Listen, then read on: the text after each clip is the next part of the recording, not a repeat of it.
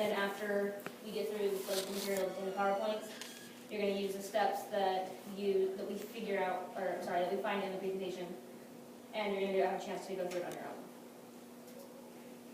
Okay, so the book I read was The Dance of Anger, and the novel by Harriet Lerner has helped thousands of women. It's focused on women, but I'm sure it's helped men as well. It's helped them find the root to the problem and problems with their anger. And so today we will go through some of the questions she gives in the book that you can ask yourself to help you figure out the root of your anger. And once you find the root, you can better assess the situation and why you're angry. Okay, so quick background. Some things she says in the book is that anger is neither legitimate or illegitimate, meaningful nor pointless. Anger just simply is. Anger is something that we feel, it exists for a reason, and it always deserves our respect and attention. You can't just ignore your anger, you need to figure out why you're angry and go along with it. Can we go back? That's good? That's good. Yeah, go back.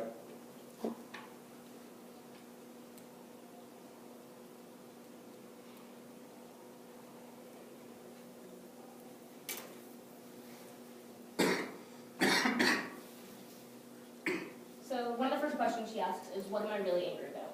When we're angry, we often don't realize what we're actually mad at. Obviously, we're mad at a situation, but like what part of it made us angry? You're not mad at the entire situation, like you're mad at something that happened during it. So how you can get through this one is you look at the situation as a whole and assess what upset you. So say you're in an argument with your friend and you walk away angry at her, but like you weren't mad at her before the conversation started. So there's a point in the conversation that upset you, and that's what you need to pinpoint is what part of the situation that made you angry. Okay. Second question is, whose problem is it? After figuring out why you're actually angry, it is a good idea to ask and analyze the situation and establish if it's your responsibility to be angry in the first place. Sometimes it's best to let go of the anger if it's not rightfully yours to begin with.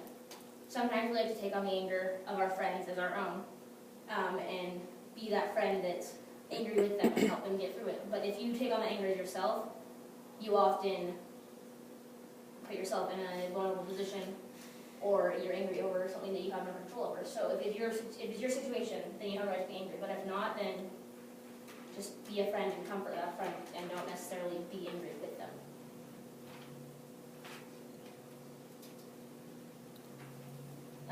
Okay. How can I sort out who's responsible for what? Don't feel obligated to take responsibility for the anger of someone else. Be angry at only the things you can deal with, and let others do the same. Don't take responsibility for anger of your friend. Like, if they don't feel angry and it's something that upsets you, it's not your place to feel angry. Like, let it go. It's not your situation. But if it is a situation that involves you and you have a right to be angry, then don't ignore that anger and push it off. Like understand it and understand why you're angry, and then go from there.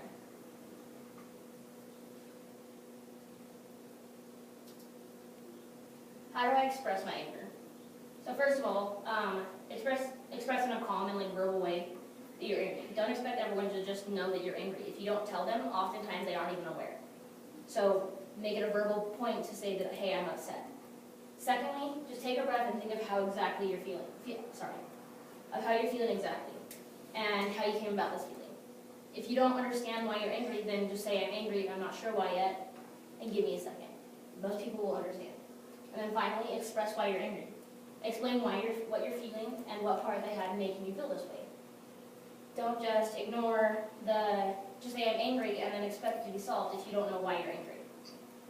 Make sure you're telling them that you're angry as well, because if they don't know, then they can't really help the situation.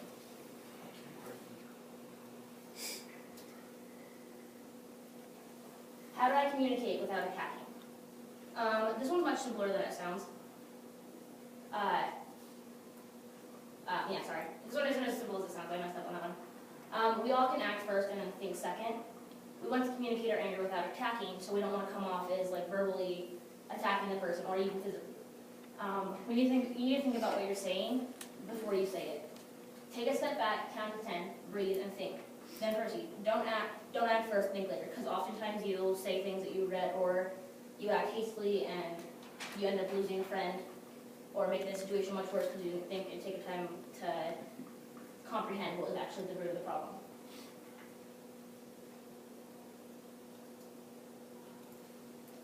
what risks might I face? Always take a second to weigh your losses. Is getting angry worth a chance of your losses?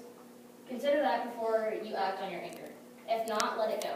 It may not give you the satisfaction of dealing with your anger, but it's better than the things you could have lost. So if you're angry over something small, and it's made you angry to a point where you could lose a friend, weigh your options. Is it really worth losing a friend, or is it better just to let it go?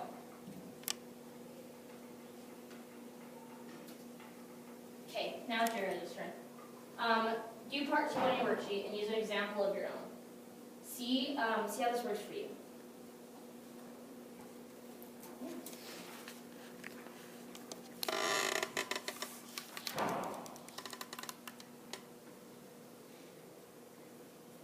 If you guys have any questions, let me know.